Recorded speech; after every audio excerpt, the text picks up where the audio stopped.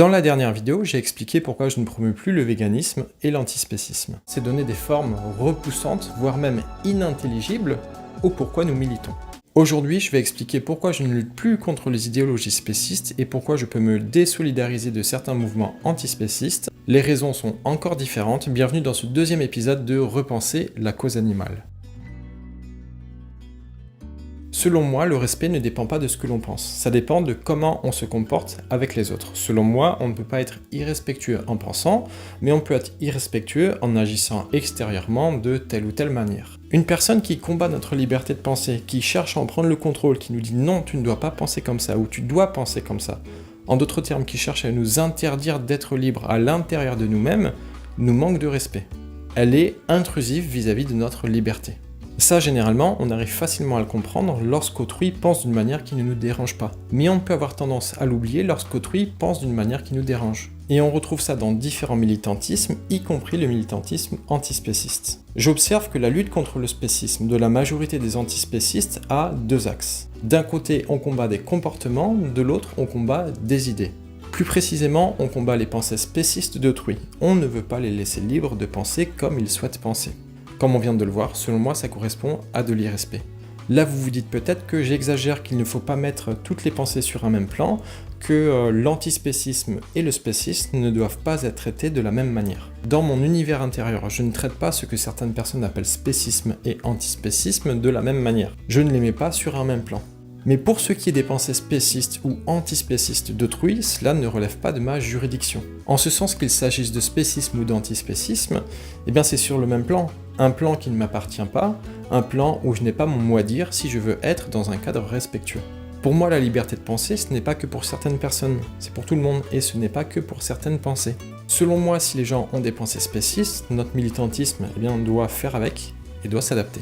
Ça ne nous empêche pas d'échanger, même si on n'est pas d'accord, et ne plus chercher à empiéter dans les libertés de pensée d'autrui, ça ne veut pas dire renoncer à être influent pour plus de respect et de solidarité envers les animaux, ça veut dire ne plus faire de notre militantisme un outil de nuisance alors qu'on appelle ça progressisme. Ça ne nous empêche pas de promouvoir notre vision du monde là où nous sommes respectueux, ce qui représente déjà un travail titanesque, ça ne nous empêche pas de dénoncer les irrespects, ça ne nous empêche pas d'intervenir, de libérer des animaux, ça n'empêche pas les actions directes, ça n'empêche pas les manifestations, les happenings, etc. Ça change pas grand chose en fait, mais ça nous demande d'aller à l'encontre de nos émotions lorsqu'elles nous mènent à être irrespectueux. Selon moi, l'essence du militantisme antispéciste, c'est se battre pour plus de respect et de solidarité envers des animaux. Mais beaucoup en font aussi quelque chose d'irrespectueux envers des humains. Ceux qui aident, ceux à qui ça arrange de nous diaboliser publiquement. Nos parts d'ombre sont davantage retenues que nos messages. Là, vous vous dites peut-être que les comportements spécistes ont pour cause des pensées spécistes, et que donc, pour cesser les comportements spécistes, il faut mettre fin aux pensées spécistes. Ça peut sembler pertinent, je pensais comme ça avant, mais depuis plusieurs années, c'est selon moi une erreur de lecture, et cette erreur de lecture nous fait commettre d'autres erreurs. Par exemple, des antispécistes luttent contre des comportements qu'ils qualifient de spécistes, qui relèvent en fait de la liberté d'autrui, qui ne nuisent à aucun animal, qui ne manquent de respect à aucun animal. Mais parce que ces antispécistes appellent ça du spécisme, eh bien ils se mettent encore une fois à lutter contre les libertés d'autrui. Avoir du spécisme là où il y a des personnes respectueuses, des antispécistes manquent de respect à des personnes qui dans leur quotidien ne manquent pas de respect à des animaux. Et il ne s'agit pas que de militants isolés, incontrôlés. Des associations antispécistes, y compris les plus grandes, promeuvent ça. C'est globalement normal dans le milieu antispéciste. Mais c'est pas une spécificité du militantisme antispéciste, on retrouve ça partout où les émotions sont vives. On retrouve ça dans la lutte contre le sexisme, dans la lutte contre le racisme, même dans le football. Oui, je suis en train de dire que tous les comportements que les antispécistes appellent spécistes ne sont pas à combattre. Seuls ceux qui sont irrespectueux, seuls ceux qui entraînent des irrespects sont à combattre. Les autres relèvent de la liberté d'autrui. Ça sera bien plus clair lorsque je ferai une vidéo riche sur ma vision subjective du respect. À chaque fois que nous combattons quelqu'un qui n'est pas irrespectueux, nous devenons irrespectueux. Du coup, qu'en est-il des comportements spécistes irrespectueux? Là, je parle bien d'irrespect. Je conteste l'idée selon laquelle les irrespects spécistes ont pour cause les pensées spécistes. Selon moi, ce n'est pas que les irrespects spécistes découlent des mentalités spécistes, selon moi, c'est que les irrespects spécistes et les mentalités spécistes ont une cause commune, les émotions. Des émotions découlent d'une part des comportements, et de l'autre des idées, qui souvent va dans le sens des comportements pour éviter la souffrance. Ça peut sembler peu différent, mais ça change toute la lecture. Premièrement, ça montre que le robinet des irrespects, la cause des irrespects, eh bien, ce n'est pas les pensées spécistes, et que même si on milite contre les pensées d'autrui, eh bien, elles continueront d'être alimentées par les émotions, surtout si on a une communication agressive, jugeante. Mais c'est en partie parce que les humains qui manquent de respect aux animaux et ceux qui ne sont pas favorables au fait qu'ils soient respectés défendent ces irrespects avec leur manière de penser, que l'on prend leur manière de penser comme étant l'explication de leurs irrespects. On peut croire qu'ils font ça et veulent ça car ils pensent comme ça. Selon moi, c'est l'inverse, c'est parce qu'ils veulent ça, c'est parce qu'ils font ça qu'ils pensent comme ça, pour ne pas être les méchants de leur propre histoire. Et selon moi, on fait trop souvent l'erreur de croire que lorsque l'on nous parle de la souffrance des plantes, du lion et de la gazelle, de la tradition, etc., qu'il s'agit de réels arguments. C'est en fait, selon moi, les défenses psychologiques des personnes qui s'activent. À ce moment-là, on n'est pas face à la personne, on est face à ses souffrances. Elle ne s'occupe plus de la conversation, elle s'occupe de ses émotions. Et chercher à débunker ce que l'on croit être des arguments qui n'en sont en fait pas nous fait perdre beaucoup de temps et d'énergie, mais on en parlera dans une autre vidéo.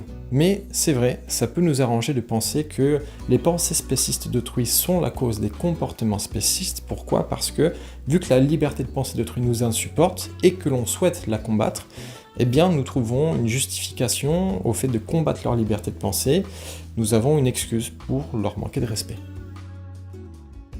Quand on parle de militantisme antispéciste, si c'est pour définir le fait de lutter contre le spécisme partout où on en voit, y compris dans les libertés de pensée d'autrui par exemple, et que le respect n'est pas prioritaire vis-à-vis de notre objectif, créer un monde antispéciste, je ne me sens pas faire partie de ce mouvement, je me désolidarise de ce mouvement. Par contre, si on parle de militantisme antispéciste pour définir la lutte contre les irrespects dont sont la cible des animaux, et que ce militantisme reste dans le cadre du respect, même si parfois cela mène à des actions illégales, illégal ne veut pas dire irrespectueux, on en parlera dans une autre vidéo, je suis solidaire de ce mouvement, mais je ne l'appelle pas antispéciste. Parce qu'au final, si notre militantisme a pour but plus de respect et plus de solidarité, parler d'autre chose que de respect et de solidarité, c'est rendre plus difficile la compréhension du pourquoi nous militons. C'est avoir une communication qui fait invoquer des obstacles évitables, c'est avoir une communication qui nous rajoute du chemin qu'il nous reste à accomplir. C'était justement le sujet de la vidéo précédente, n'hésitez pas à aller le voir si c'est pas déjà fait.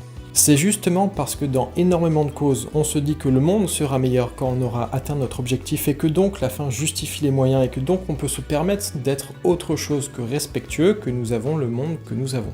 Pour moi, un mouvement dit progressiste ne peut pas employer ces méthodes.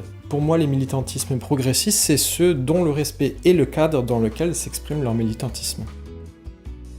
Voilà pourquoi je ne lutte plus contre les idéologies spécistes, ce qui n'empêche pas mon militantisme. Voilà pourquoi je peux me désolidariser de certains mouvements antispécistes, et pourquoi je ne me sens plus antispéciste. Dans le troisième épisode de Repenser la cause animale, je vais expliquer pourquoi je ne suis plus vegan. Il n'y a pas que le véganisme qui est intéressant pour tendre vers le respect et la solidarité envers les animaux. À bientôt sur Rémilitant.